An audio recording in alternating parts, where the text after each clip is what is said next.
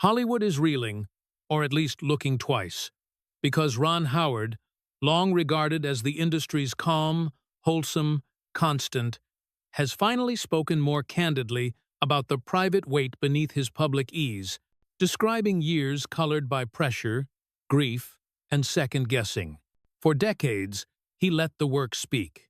The glide from The Andy Griffith Show to Happy Days to Oscar-winning director suggested a charmed ascent.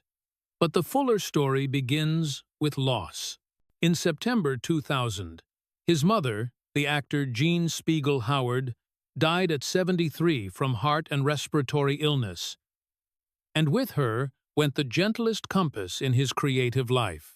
Jean had worked steadily since the 1,950 seconds, then appeared in her son's films Apollo 13, Cinderella Man, with an effortless sincerity that felt like home. She taught Ron that performance is less about being seen than about helping others feel, a credo he carried onto every set. While finishing How the Grinch Stole Christmas, he dedicated the film to her, a quiet, on-screen benediction that told audiences who shaped his sense of warmth, family, and redemption.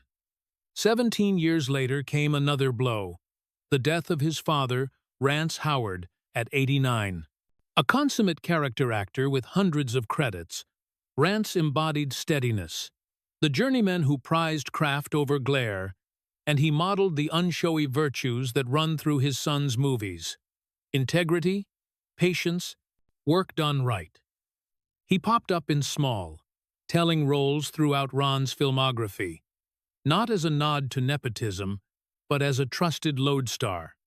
When Rance passed while Ron was deep into Solo, a Star Wars story, it underscored how intertwined family and filmmaking had always been. Those bookends of grief frame a career that never truly fit the myth of ease. The Howards were working artists, not Hollywood royalty. In the lean 1,950 seconds, Rance and Jean vowed their new son wouldn't be pushed into full-time acting before 5. They stuck to it, even as rent came due and keepsakes went to the pawn shop. Only after Ron turned 5 did he take his first film role in The Journey 1959, a small part that carried a large lesson. Sets could be rough, and a freckle-faced boy might hear barbs he'd remember.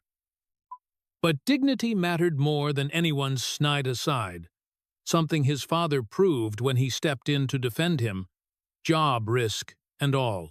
The break that changed everything arrived at 6.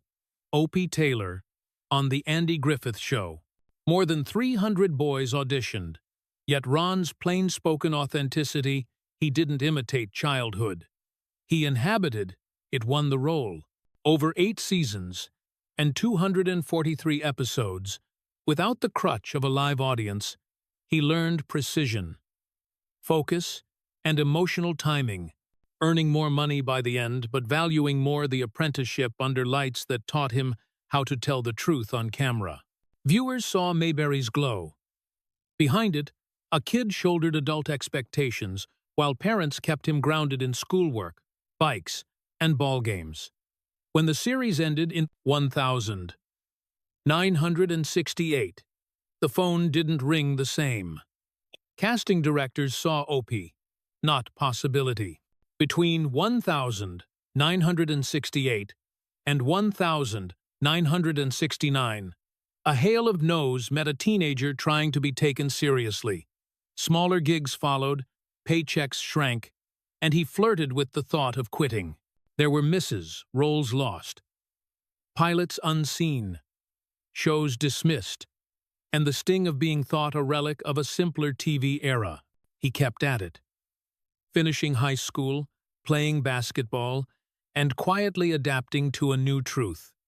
The path from beloved child to durable adult artist is less a leap than a long, stubborn walk. Through it all, the values he learned at homecraft over clamor, connection over ego, hardened into a signature. Watch the movies, and you can feel his parents' fingerprints. The familial courage of Apollo 13, the moral struggle and grace notes of A Beautiful Mind, the perseverance etched into Cinderella Man, the working-class dignity in Rush and Hillbilly Elegy. Even in a galaxy far, far away, his sets are reputed to run. Like households, steady, respectful, clear. So, when people say Ron Howard broke his silence, what they're really hearing is an artist allowing the public image to include the costs, the strain of early fame, the humility of stalled years, the ache of losing both mother and father, who were also creative partners, and the continuing pull to make films that put humanity at the center. The revelation isn't scandal. It's texture.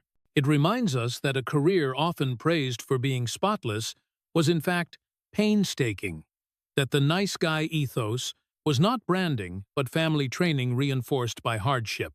Jean's belief that stories should open hearts, and Rance's insistence that the work is the reward, still animate the choices he makes on set and in the edit bay. He has said, he hears them when he's blocking a scene or navigating a problem. Two steady voices cutting through the noise.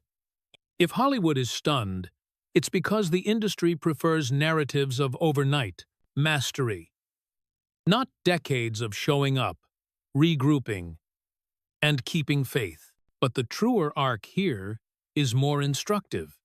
A child of modest means, raised by principled strivers, protected long enough to grow, pushed soon enough to learn, tempered by rejection, steadied by love, then shaped by losses that clarified what his films would champion: empathy, resilience, and decency. That's not a fall from grace. It's grace earned the hard way.